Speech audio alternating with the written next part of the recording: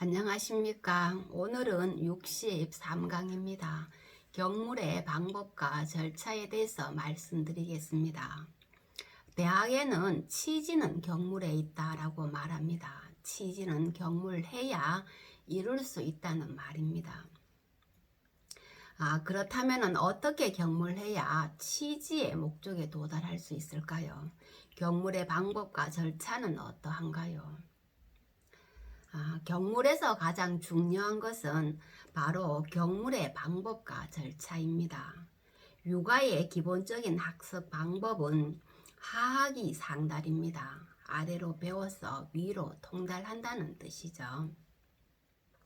하하기 상달은 논어 헌문에 나오는 공자의 말씀입니다. 여기에서 하학은 낮고 쉬운 것을 말하며 상달은 깊고 어려운 것을 말합니다. 하학은 주로 인사와 같은 형이 하의 세계를 말하고 상달은 주로 천리와 같은 형이 상의 세계를 말합니다. 하학이 상달이란 낮고 쉬운 일에서 출발하여 깊고 어려운 것을 깨달아가는 육아의 단계적인 학습 방법을 말합니다. 이러한 단계적인 학습 방법은 주의 경물의 방법과 절차에 잘 나타나 있습니다. 여기에서 주의는 아래에 몇 가지 구체적인 원칙을 제시합니다. 첫째는 얕은 곳에서 깊은 곳으로 공부하라는 것입니다. 얕은 데서부터 깊은 곳으로 나아가고 가까운 데서부터 먼 곳으로 나아가며 차근차근 순서를 따라야지 빨리 하려는 급하거나 절박한 마음을 가져서는 안 된다. 이와 같이 해야 점점 과정을 거치면서 세밀하고 익숙하게 설명하게 되어 단계를 뛰어넘거나 공허하게 말하는 폐단이 사라진다라고 말합니다.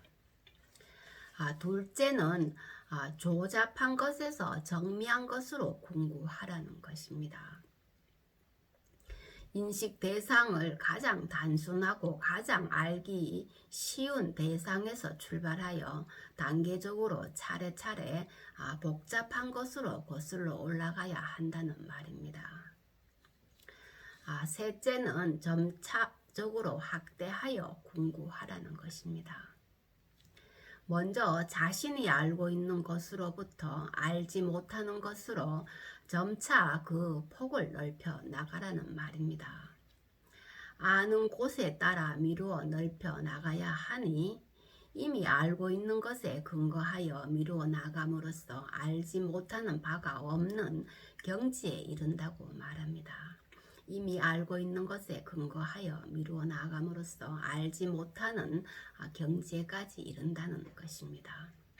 이미 알고 있는 것에 근거하여 기납적으로 확충시켜 나갈 때에 개별 사물 속에 유사한 이치가 연역적으로 추리될 수 있다는 말입니다. 넷째는 철저히 공부하라는 것입니다. 예를 들어 10개의 일에서 9개의 일을 완전히 이해하고 1개의 일을 아직 이해하지 못한 것은 무방하다고 말합니다. 그렇지만 1개의 일에서 90%를 이해하고 10%를 이해하지 못하는 것은 결코 옳지 않다라고 말합니다. 어떤 하나의 일을 공부할 때 90%만 공부하는 것이 옳지 않으며 반드시 100%까지 끝까지 공부되어야 한다는 말입니다.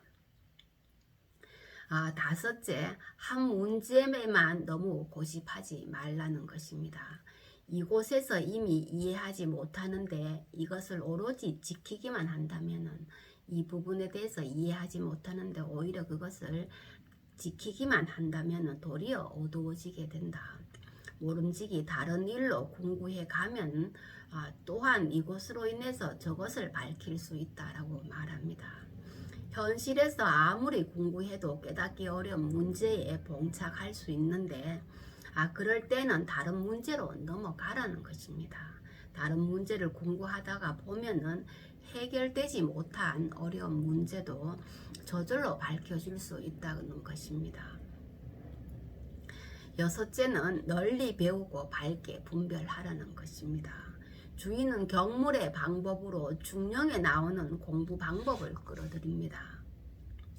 널리 배우고 자세히 묻고 신중히 생각하고 분명하게 분별하고 독실하게 행하라는 것입니다.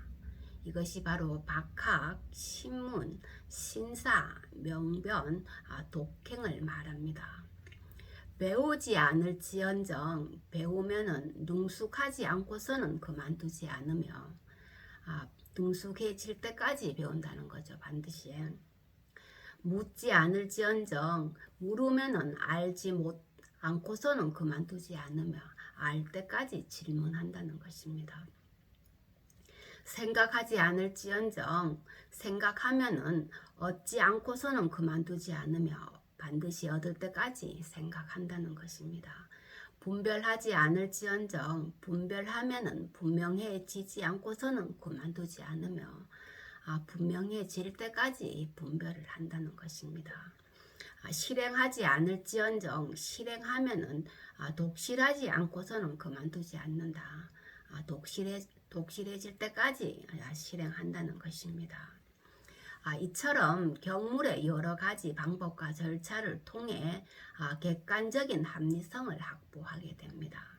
때문에 주인은 경물하는 방법과 절차를 매우 중시합니다.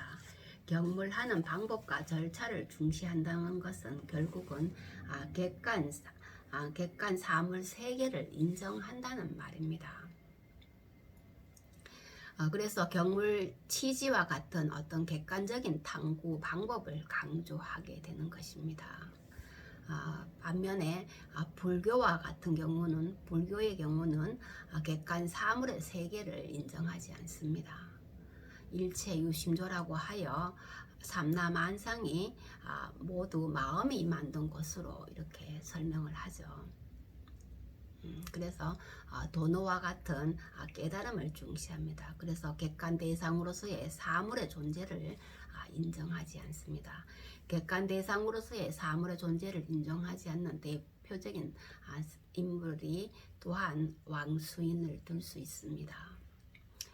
왕수인은 꽃에 대한 일화가 있죠. 그래서 꽃의 존재의 의미를 내 마음 속에 의식이 꽃에 닿았을 때만 가능하다고 이렇게 말합니다. 꽃과 같은 객관 사물의 존재의 의미가 사물 그 자체에 있는 것이 아니라 내 마음 속에 있다는 것입니다. 그래서 산 속에 꽃이 아직 내 의식 속으로 들어오지 않았을 때는 꽃으로서의 존재의 의미가 없다는 것이죠.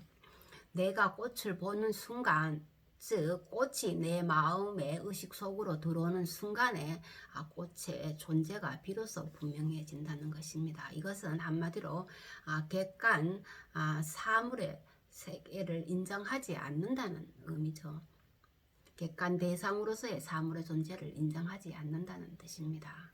때문에 이러한 방법 때문에 태계는 양명의 점승록을 비판하는 것입니다. 물론 양명의 점승록을 비판하는 것은 크게 두 가지로 구분할 수 있습니다. 태계의 양명의 점승록 비판은 크게 두 가지로 구분됩니다. 하나가 바로 심증리, 왕양명이 왕수인이 심증리설을 내세우는 심증리 이론 때문이고, 다른 하나는 경물치지와 같은 어떤 공부 방법론에 관한 것입니다. 왕양명의 심증리설이 마음만을 내세운다는 거죠. 그래서 불교의 선종에 빠졌다고 태계는 비판을 합니다. 이것은 주위의 성정리와 완전히 배치되기 때문이죠. 또한 선종처럼 본심에 치중하여 객관 사물의 세계를 인정하지 않는다는 거죠. 객관 사물의 세계를 부정합니다. 그리고 도노와 같은 깨달음을 중시하는, 그래서 분명히 주위의 어떤 경물 치지의 객관적인 탐구 방법과 상반됩니다. 그래서 태계는 왕수인의 전승록을 비판하게 된 것입니다. 오늘은 여기까지 하겠습니다. 감사합니다.